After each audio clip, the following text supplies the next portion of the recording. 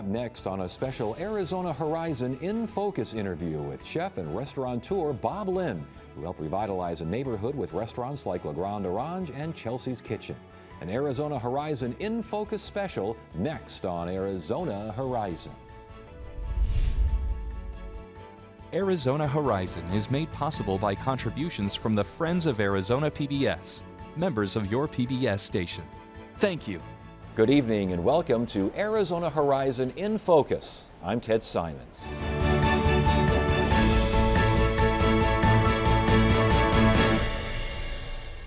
Tonight we're speaking with Bob Lynn, who's behind a number of wildly popular restaurants around town, including Le Grand Orange and Chelsea's Kitchen. These restaurants have revitalized various areas of the city, including what once had been a sleepy stretch of 40th Street in Phoenix. Bob Lynn, welcome to Arizona Horizon In Focus. Thanks, Ted. It's a good to privilege. meet you. We're here at Buck and Ryder, your latest restaurant. When you sit in a new restaurant like this, a new baby, what are you thinking? How does it feel to the customer? When you walk in one of our restaurants, what you're really looking for is that people are having a good time and they're enjoying themselves. We also look that the staff is having a great time. We're in the hospitality business, and that's what I chose as a career, and that's what we really all love to do. So when you walk into a new place, do you marvel, do you appreciate, or do you start nitpicking a little bit? Well, first, we're always excited when anybody shows up. And I think starting from a place that's really humble and knowing that we're there really to serve the guest is a very important part of going after something that's successful. But you personally, when you personally walk in, give us your thoughts. Is the place fun? Is it a place that my wife and I would want to be? Come with our friends? Does the food look good? Is the energy? Does it give you energy that you didn't have before you walked in yourself? Is a place like this and some of your other places, do they wind up being what you expect them to be when they're under design and concept, when you start building? Yeah, you know, it's interesting because a lot of people think that I think of myself as a chef, and really we think of ourselves a little bit more like a movie maker, as Steven Spielberg. We start out with a really clear idea of what we're trying to go after, and then we refine the vision along the way to keep it so that it's very clear to the guest when they walk in.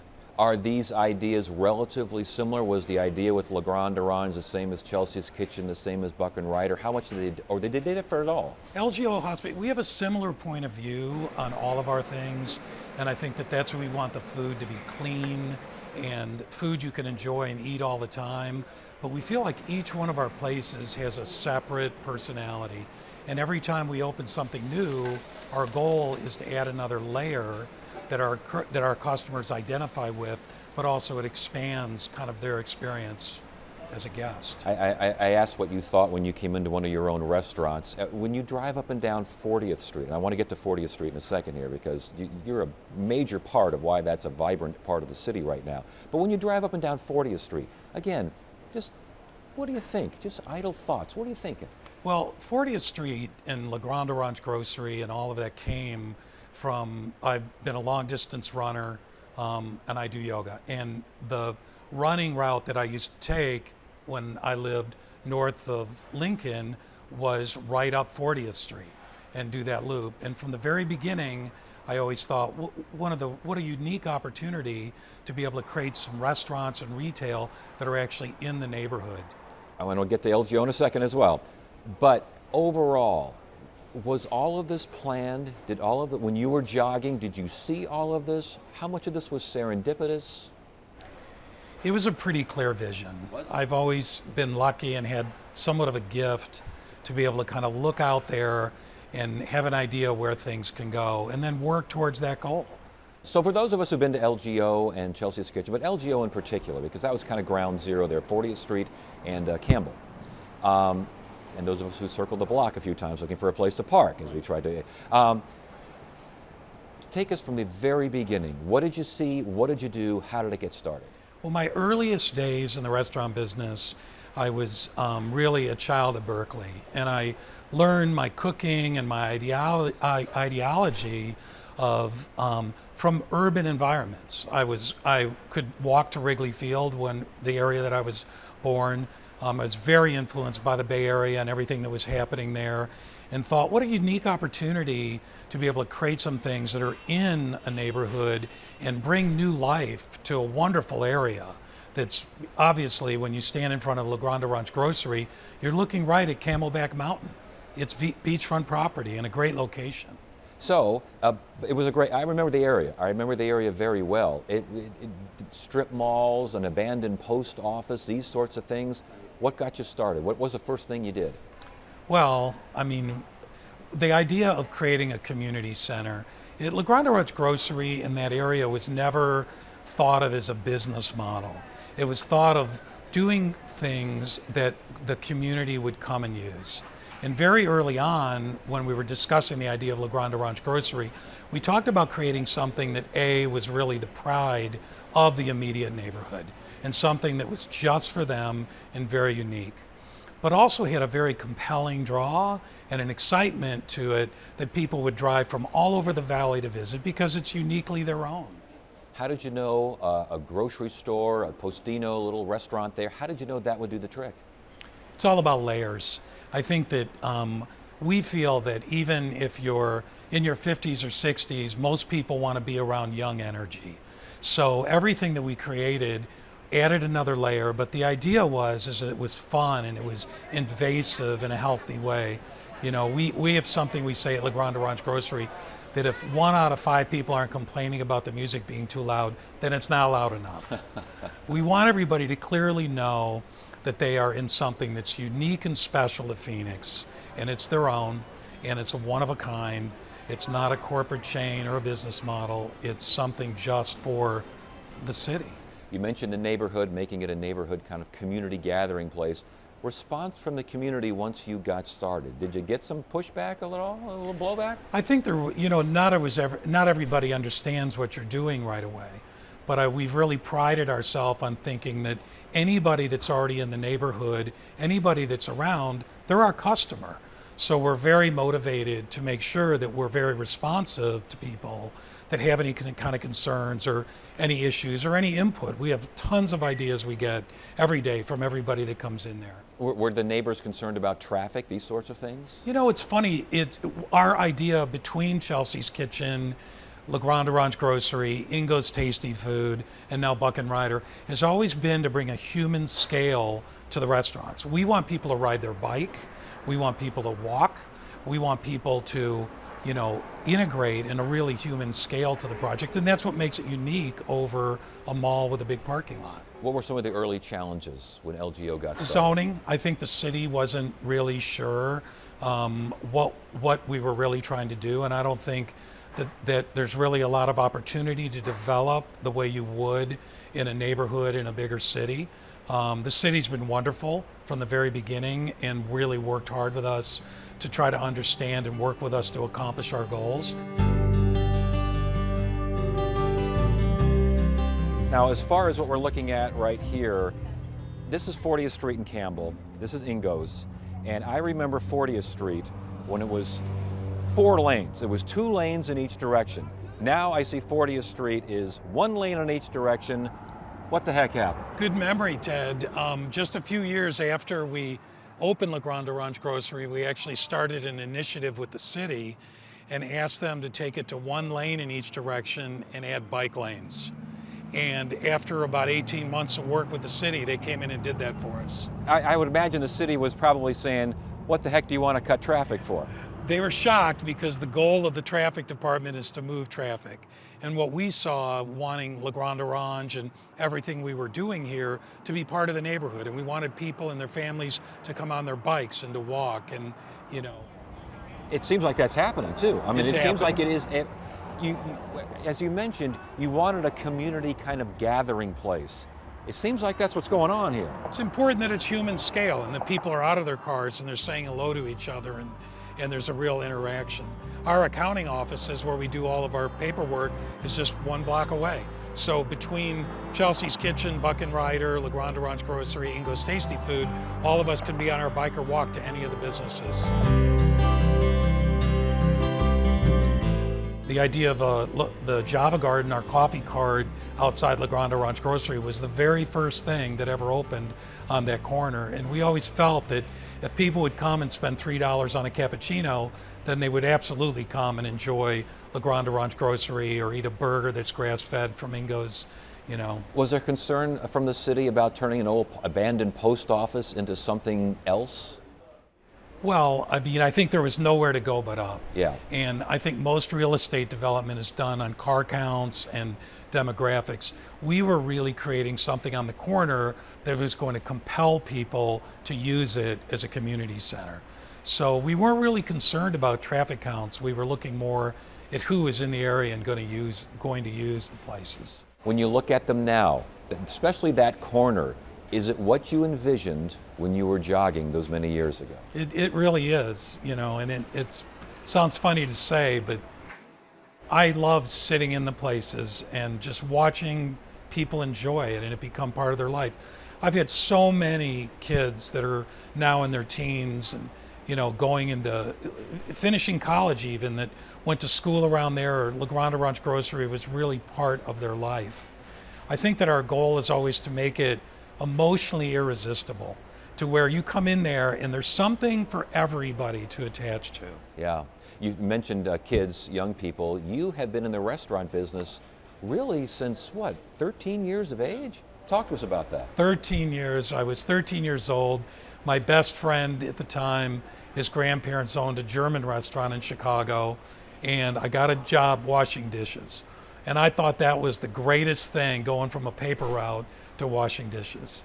And I've loved it ever since. My school is all in business school, but it's really what I've done my whole life. What did the family think when they said he's hanging around that kitchen an awful lot? Were they supportive? Were they a little concerned? What a great question. My father was teaching college and an executive, and there are a lot of question marks. Aren't you going to law school? Aren't you going to be a doctor? But I think the most important thing you do in life, and advice I give out all the time, is find what you really love to do. And then you wake up every day not really feeling like you're going to work. Have you always loved to do this? Were there ever a time in 18, 19, 21, whatever, when you had second thoughts, maybe I should have done this, maybe I could have done that? Not once. Interesting. The thing that's really unique about the restaurant business and what we do, particularly at LGO Hospitality, because we have so many different concepts and we're not growing one business model, is that you're involved in design, you're involved in construction, you're involved in R&D, you're involved in legal. All the business disciplines come into play when you're a restaurateur. And often when I speak at colleges or talk to young people that are interested in the restaurant business, I get excited because I say there's no other business where you really get to do PR and cook and in the service industry and IT.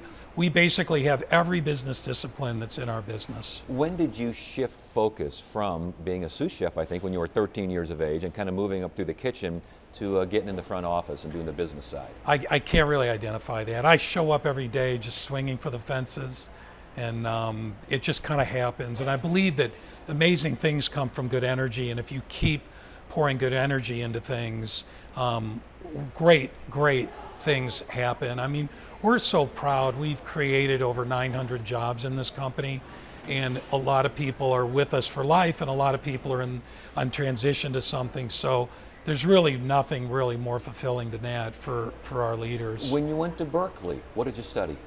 Oh, I didn't go to Berkeley. Oh, you were you lived in Berkeley. I was hanging out Okay. there because the food scene with Alice Waters Sure, yes. and everything that was going on up there was super special and compelling at the time, because it was really about letting the ingredients do the work. It was really the beginning of the farm to table movement, which is exactly what all of our restaurants are about. We've never promoted them as farm to table restaurants, but if you look closely at what we do, take Buck and Ryder, we're flying the best seafood in every day from wherever the source is, with nobody in between.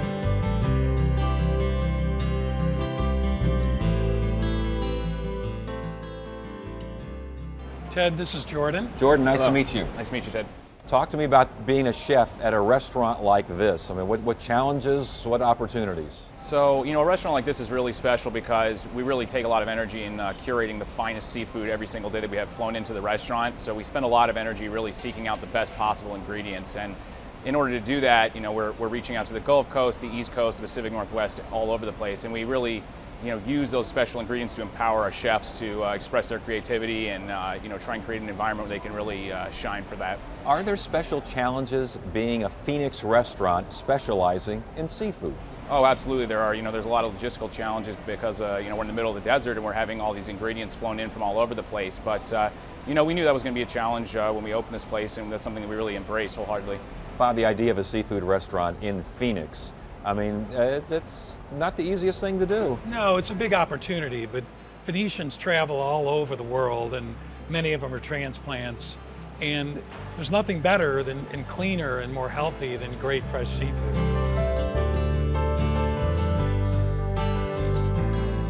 Other lessons you learned from that Berkeley scene, because Chez Panisse, all these places in Berkeley, they are fantastic. I used to live in the area, and it's just amazing what goes on up there, up the hill. What'd you learn? Diversity.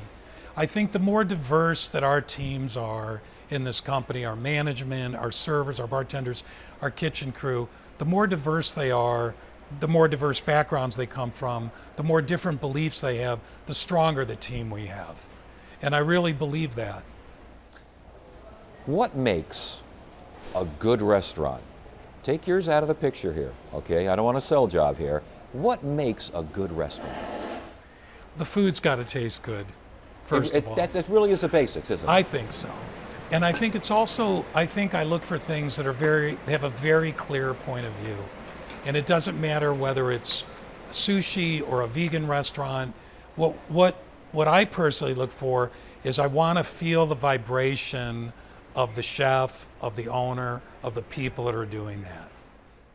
Conversely, what makes when you go into a restaurant and it may have fantastic food, or the ambiance may be absolutely spectacular, but it's just not making it. What is often the case there? Well, as I said, our business is putting together all the different business disciplines, and in order to be good at it, you really need to be good at all of those. So it's going to go back to there's going to be some type of opportunity within that business to make it better. And ours are no different.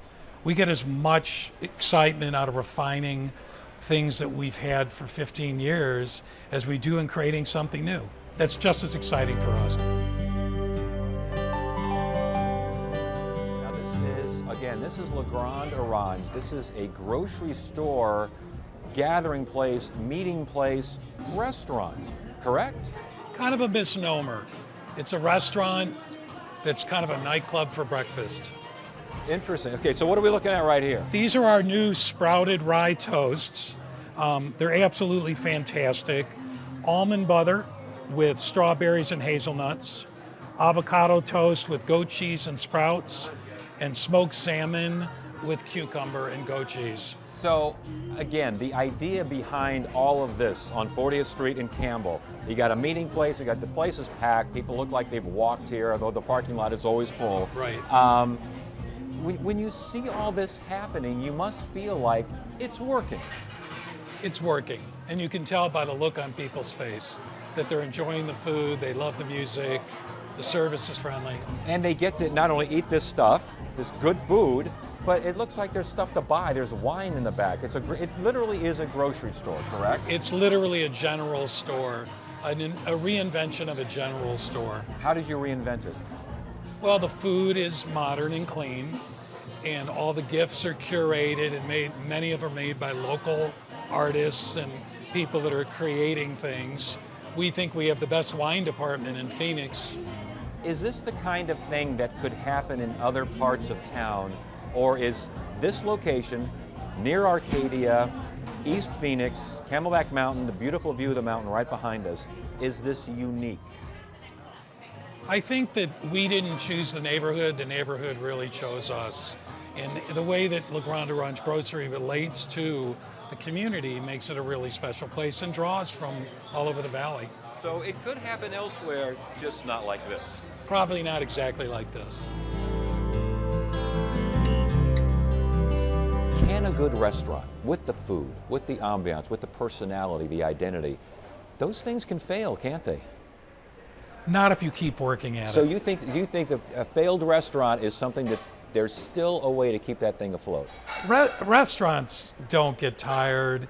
Restaurateurs get tired. Interesting. So I think as long as you continue to pour energy into it, you can be successful. And I think when you talk about Le Grand Orange and LGO Hospitality and what we tell people that are coming to work for us and why we are should be the choice, is that we really look at our brand as it really doesn't have a lifespan. We look at our brand like the New York Times or Cartier or Rolex, is that it's always about reinventing. It's always about putting new energy in. It's always about a new point of view. It doesn't sound like that means a chain is in the future for any of these restaurants.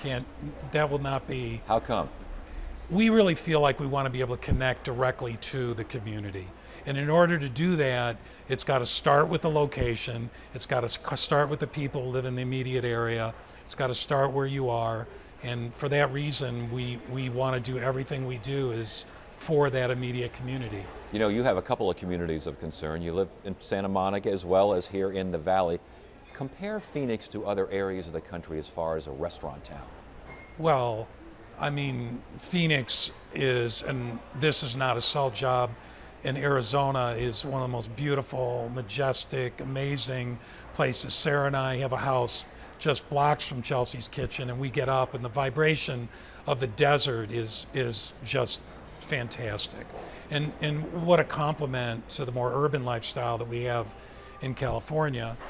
I think what makes it successful is that it really is connected to the local community and the fact that we're in the desert and how that all relates, and that each one of the places needs to feel like it's not from the outside, like it's created just for that person. Do we have overall in Phoenix those kinds of, we have chains, there's no doubt about that, but do we have those individual restaurants that give a community its identity? Yeah, not only restaurants, I think there's fantastic businesses and architecture and all kinds of things that really create a strong identity for Arizona.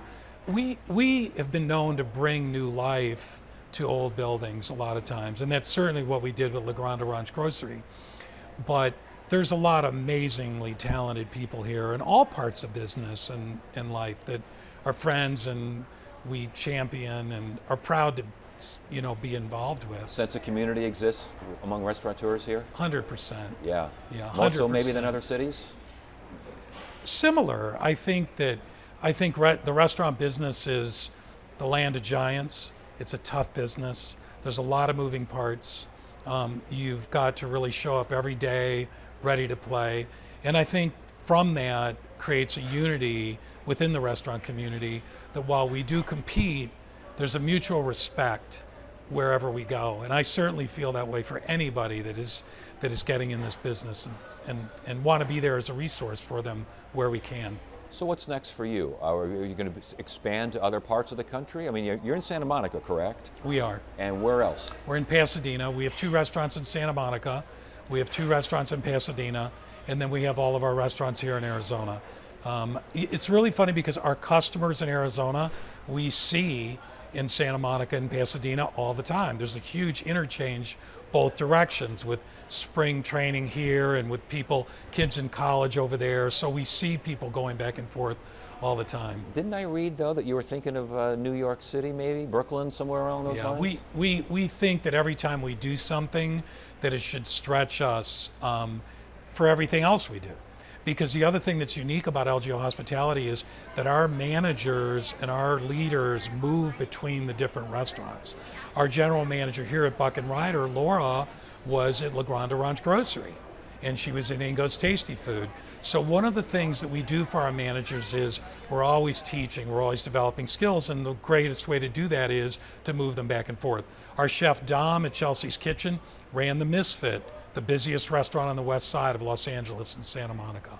So our people move back and forth and they love it. Okay, so maybe expanding restaurants here, there, and elsewhere. What about expanding business, getting into the hotel business, something along those lines? We see the hotel business as exactly what we already do, and have got feelers out there right now for some projects, one actually in Tempe. In Tempe? Yes. Interesting. So We'll Yes. keep an eye out for that. We're excited about it. Well, it's nice to meet you. Congratulations, continued success. And it's, as I said, from someone who remembers 40th Street in Phoenix as a place where you kind of went to and from Baker's Nursery and then got back onto 44th Street, you've really changed the life. It must be you must feel proud of that. You got to feel good about that drive up and down. It's a privilege to be able to talk about it, and we appreciate that. All right, thank you so much. You're welcome. And that is it for now. I'm Ted Simons. Thank you so much for joining us on Arizona Horizon in Focus. You have a great evening. If you have comments about Arizona Horizon, please contact us at one of the addresses on your screen. Your comments may be used on a future edition of Arizona Horizon. Thank you.